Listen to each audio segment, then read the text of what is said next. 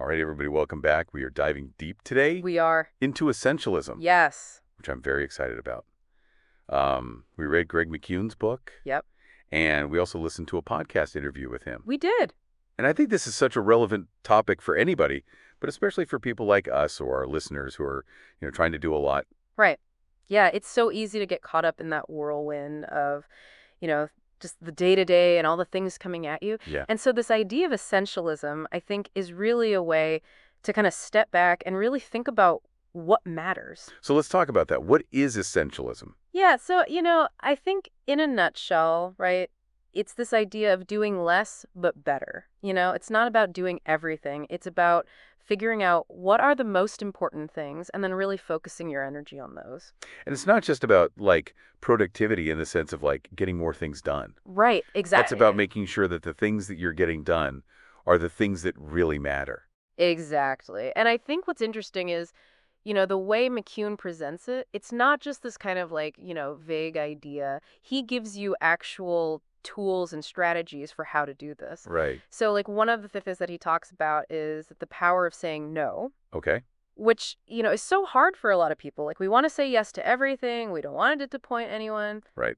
FOMO, all that. Yeah. Yeah, but he has this great point where he says, every time you say yes to something, you're saying no to something else. Right. And so if you're not careful, you end up saying yes to all these kind of little things. The non-essentials. Yes, the non-essentials. And then you don't have time for the things that really matter. Okay, so how do we get better at saying no? Because I think that that's something that a lot of people struggle with. Well, he has these 2 questions that he recommends asking yourself before you commit to anything. Okay. And they seem really simple, but they're really powerful. So the first one is this the most important thing I can do right now? Mm-hmm. And the second one is, will this help me achieve my long-term goals? Okay, so you kind of have to have those long-term goals figured out, at least in some capacity. Yeah, I think that's part of the process of essentialism, right? Right. Is figuring out what are those things that really matter to you? What do you want to achieve in your life? And I love that he has that quote where he says, if you don't prioritize your life, someone else will. Yes, that is such a powerful statement. Right. Because it's so true. If we're not consciously making decisions about how we spend our time, then other people are making those decisions for us. Exactly. It could be your boss, it could be your family, it could be, just the demands of society. Right. Social media, all these things that are kind of vying for our attention. Totally. So we've got to take control. We do. All right. So we're saying no to the all essentials, but then how do we make sure that we're focusing on the right things? How do we figure out what those essential things are? Yeah. So, obviously the first step is kind of what we were just talking about, right? Right. Figuring out your goals. But then, McKeown has this other concept that I think is really helpful, which is the idea of essential intent. Okay. I like that. So it's basically having a very clear and specific objective for each area of your life. Okay. So, it could be for your career, it could be for your health, it could be for your relationships. Right. But the idea is that you have this kind of guiding star that helps you filter out all the noise and the distractions Right. and make sure that you're staying focused on what you're actually trying to achieve. Okay. So it's not just saying no, but having a clear yes. Exactly. Yeah. What are you saying yes to? Mm-hmm. What's that big vision? Yes. Okay. So I love all this in theory, but I think, the biggest challenge for me and probably for a lot of our listeners is actually putting it into practice. Right.